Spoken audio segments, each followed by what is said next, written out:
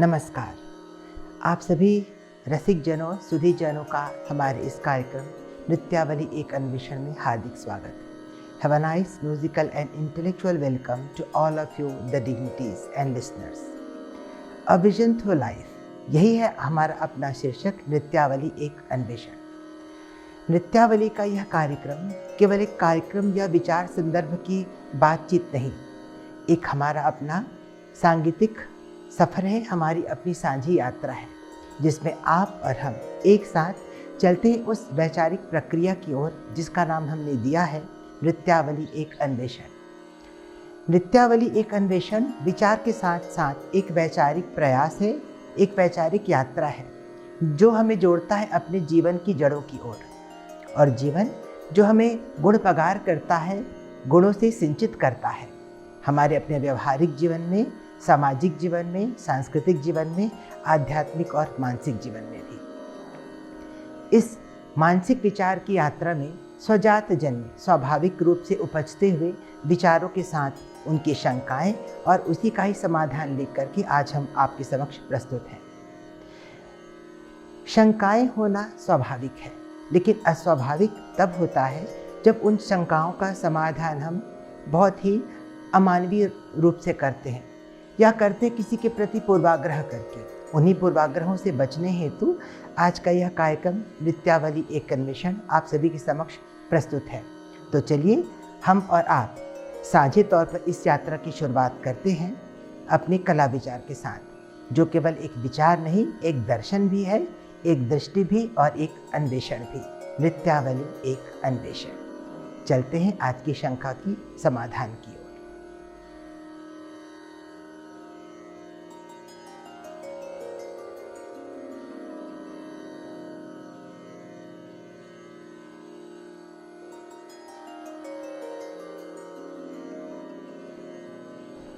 आज की हमारी शंका है और हमारा अपना प्रश्न है कि शास्त्रीय नृत्य क्या होता है और इसे हम किस माध्यम से सीख सकते हैं। जैसे हमने बताया कि भारत की संगीत परंपरा में दो प्रकार के संगीत होते हैं, मार्गी और देशी। मार्गी नृत्य का मतलब है या मार्गी संगीत का मतलब होता है कि जिसके करने का सिद्धांत, जिसके करने का व्याकरण और जिसके करने का संविधान निश्चित होता है, वही होता है हमारा अपना शास्त्रीय संगीत।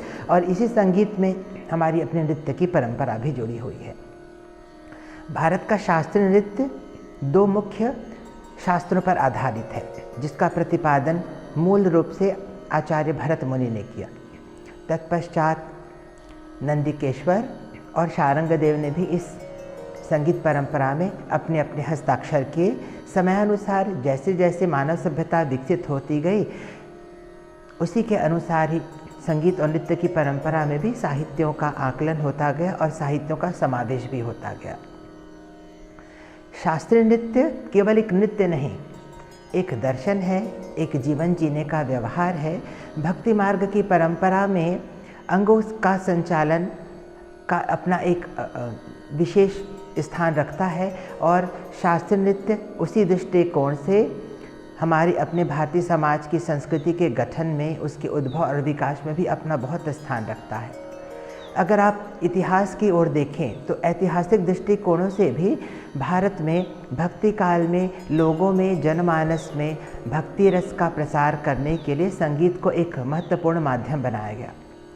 जितने भी भक्तिकालीन साहित्य में गुरु हुए, कवि हुए, उनका निश्चित तौर पे झुकान संगीत की ओर रहा है, जिसमें मीराबाई, कबीर, रसखान, रहीम, विद्यापति, ये सारे कवियों का स्थान प्रमुख रहा है। और इन्हीं कविताओं के द्वारा, इन्हीं गीतों के द्वारा, उनके द्वारा रचित भजन और पदों के द्वारा ही भारतीय जनमानस में भक्ति रस का संचार बहुत बहुधा महत्वपूर्ण से किया गया।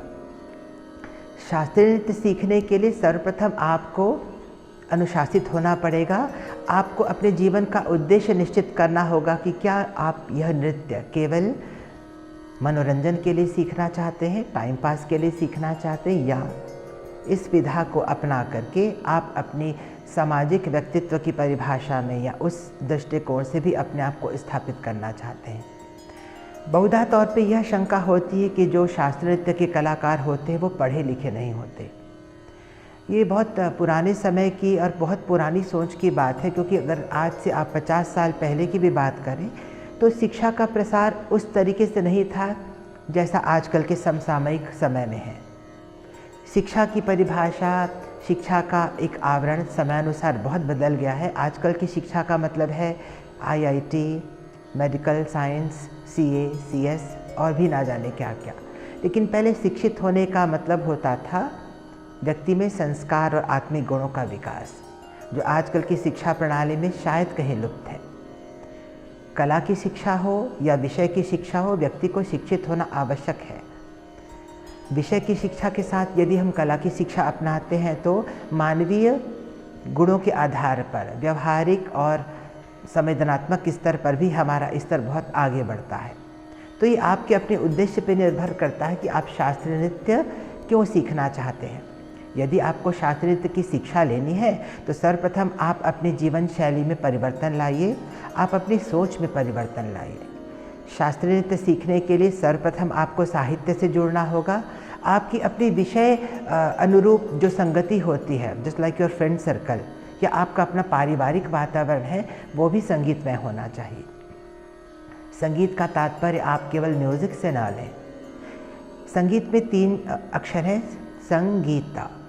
अगर मैं पहला अक्षर ना लूँ तो आता है गीत। गीत का मतलब होता है जो गेय हो, जो गेय हो और उस ब्रह्म की उपासना करता हो, ईश्वर की उपासना करता हो, ऐसा छंद या ऐसा पद जो गेय हो वह गीत है। अगर मैं मध्य का अक्षर हटा दूँ तो बनता है संत। संत का मतलब वह आचरण जो सत्य की ओर अग्रसित करता है और सामान्य जनमानस के हितार्थ काम करने वाला व्यक्ति कहलाता है संत। तो संगीत की परिपाटी को रखने वाला व्यक्ति भी संत की तरह ही होता है, क्योंकि उसकी साधना में आत्ममुग्ध होने की बजाय जन कल्याण की भावना सर्वोपरि होती है। और अगर मैं अंतिम का अक्षर विलोप कर दूं तो बनता है संगी। संगी का अर्थ होता है द कंपेनियन, आपका साथी। तो संगीत से बढ़कर कोई साथी नहीं, क्योंकि यह आत्मिक तौर पर आपको संतुष्टि तो देता है, व्यक्तित्व को निखारता भी है और साथ ही साथ आपको अपने वैचारिक दृष्टिकोण से भी परिपक्व होने में और ऊंचा उठने में सहायक होता है। तो यदि आपके अंदर ये सारी खूबियाँ हैं या ये सारे गुण आप अपने अंदर परिलक्षित कर सकते हैं या विकसित कर सकते हैं, तो ज़रूर शास्त्रीय नृत्य सीखने में आपको आगे आना ही चाहिए। यह केवल आपको एक मान सम्मान नहीं दे सकता है, ये आपको आजकल के एज में, आजकल के समय में एक रोज़गार as a part of employment या as a point of view of employment के तौर पे भी आपको इस्टेब्लिश कर सकता है। शास्त्रीय नृत्य को केवल एक नृत्य की तरह से न लेते हुए इसे एक परंपरागत दृष्टिकोण से भी हमें अपनाना चाहिए, जहाँ पर स्वार्थपरता से हटके या सेल्फिशनेस से हट करके या सेल्फ सेंटर्ड ना हो करके भी हमें सामाजिक होने या सामाजिक कल्याण या सोशल वेलफेयर के नाते भी इस चीज़ को अपनाना ही चाहिए। आप देखेंगे, अगर आप लोगों की जीवन परिचय रखने में या सुनने में इंटरेस्ट रखते हैं, आपकी रुचि है, तो आप देखिएगा कि बहुत सी ऐसी सेलिब्रिटीज़ या हस्तियाँ, व्यक्तित्व हैं जिन्होंने सामान्य शिक्षा या परंपरागत शिक्षा में भी बहुत महारत हासिल की, साथ ही साथ शास्त्रीय संगीत में भी उनका काफ़ी योगदान रहा। जैसे कि कुछ समय पहले हमने देखा था, जितने भी वर्ल्ड फेमस जो होती हैं मिस यूनिवर्स या मिस वर्ल्ड की जो कंटेस्टेंट या पीजेंट्स होते हैं, उसमें से भी बहुत से लोग क्लासिकल डांस या म्यूज़िक में ट्रेंड होते हैं। वो इस चीज़ को अपना पाते हैं या नहीं, ये तो उनकी अपनी पर्सनल लाइफ की चॉइस पे डिपेंड करता था, लेकिन उन्होंने अपने व्यक्तित्व को निखारने में कहीं ना कहीं शास्त्रीय संगीत का सहारा ज़रूर लिया और इसका परिणाम निश्चित तौर पे उनके जीवन की सफलता में दिखता ही है। आप चाहे राजनीति के क्षेत्र में लें, चाहे बॉलीवुड चलचित्र फिल्मों में लें, या आप स्पोर्ट्स में लें, या आप मॉडलिंग के करियर में लें, पत्रकारिता के क्षेत्र में लें, शिक्षा के क्षेत्र में लें, कहीं ना कहीं से यह संगीत आपके जीवन में परोक्ष या अपरोक्ष रूप से शामिल होता ही रहा है। और यदि आप इसे साइमल्टेनियसली समानांतर तौर पे अपने रोजगार के साथ रखें तो जाहिर सी बात है 110% कि ये आपके अपने व्यक्तित्व को स्थापित करने में या ऊंचा ले जाने में आपकी भरपूर मदद करेगा। तो हमारी कामना है कि आप सभी सुधीजन शास्त्रीय नृत्य सीखें, उसे देखें, परखें और अगर सीख नहीं सकते तो कम से कम इस पुरातन भारतीय चेतनायुक्त कला का प्रसार अवश्य समाज में करें। नमस्कार।